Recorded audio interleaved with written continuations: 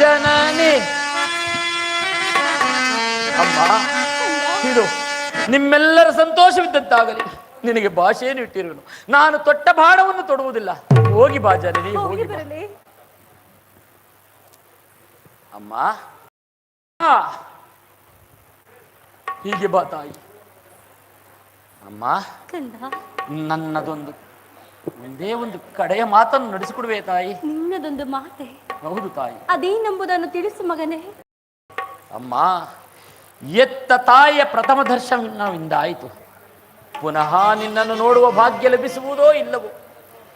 ಅಮ್ಮ, ನಾ ಒಂದು ವೇಳೆ ನಾಳಿನ ಯುದ್ಧದಲ್ಲಿ ನಾನೇ ಮಡಿದರೆ. ಹೌದು ತಾಯಿ, ಹೌದು. ನಾನೇನಾದರೂ ಮಡಿದರೆ ಸತ್ಯಸಂಧನಾದ ಧರ್ಮರಾಯನ ಕೈಯಿಂದಲೇ ನನ್ನ ಉತ್ತರ ಕ್ರಿಯಾದಿಗಳನ್ನು ನಡೆಸಿಕೊಡಬೇಕೆಂದು ಬೇಡಿಕೊಳ್ಳುತ್ತೇನೆ ಜನನೇ. ಇಂತಹ ಸಂಕಟ ನಾಶಗಳಿಂದ ಉಳಿಯುವ ಸಾಮ್ರಾಜ್ಯವಾದರೆ ಇಂತಹ ಸಾಮ್ರಾಜ್ಯಗಳೇ ಇಲ್ಲದೆ ಹೋಗಲಿ. ಇಂತಹ ಸಾಮ್ರಾಜ್ಯಗಳೇ ಇಲ್ಲದೆ ಅಮ್ಮ, ಅಮ್ಮ.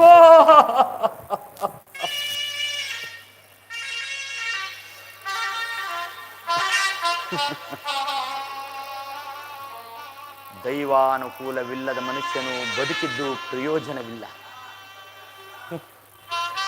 ಈಗಲೇ ಯುದ್ಧ ಭೂಮಿಗೆ ಹೋಗಿ ಈ ಬಲದಲ್ಲಿ ತೋರಿಸುವ ತನಕ ಹೋರಾಡಿ ನನ್ನ ಸ್ವಾಮಿ ಕೌರವೇಶ್ವರನಿಗಾಗಿಯೇ ಮಡಿಯುವೆ. ಉಳಿದಿದ್ದು ದೈವ ಇಚ್ಛೆ. ಏ ವಿಧಿ, ಏ ವಿಧಿ, ನಿನ್ನ ಲೀಲೆ ಅಗಣಿತವಾದದ್ದು.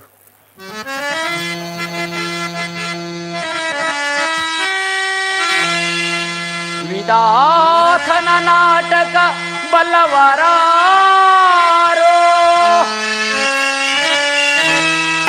ಮಾನವ ಜೀವ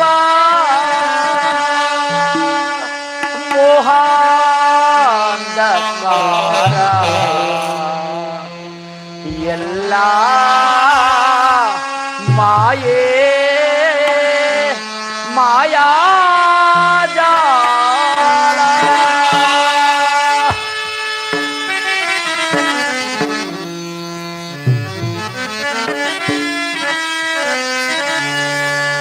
ವಿಧಿಗೈದ ಮೋಸದಿಂದ ಗತಿಹೀನನಾದ ಜಗದಿ. ವಿಧಿಗೈದ ಮೋಸದಿಂದ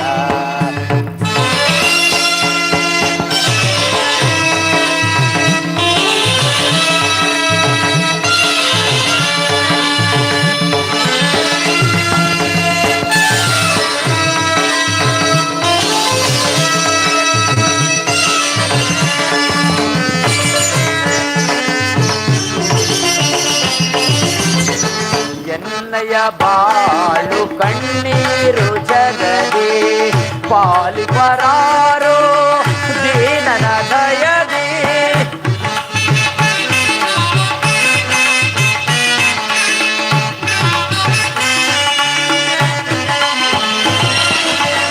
ಎನ್ನಯ ಬಾಳು ಕಣ್ಣೀರು ಜಗದಿ ಪಾಲಿಪರಾರೋ ದೀನನ ದಯದಿ. ಕೊನೆ ಕಾಣಿಸೆಯ ಕರ್ಮದ ಬಂಧನ,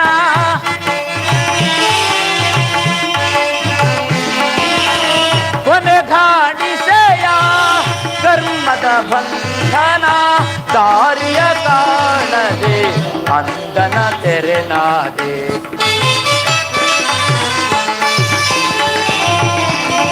ದಾರಿಯ ಕಾಣದೆ ಅಂದನ ತೆರೆನಾದೆ. ಗತಿಹೀನನಾದೆ ಜಗದಿ ವಿಧಿಗೈದ ಮೋಸದಿಂದ. ಗತಿಹೀನನಾದೆ ಜಗದಿ ವಿಧಿಯೇ ಉಳಿಸಿದೆಯ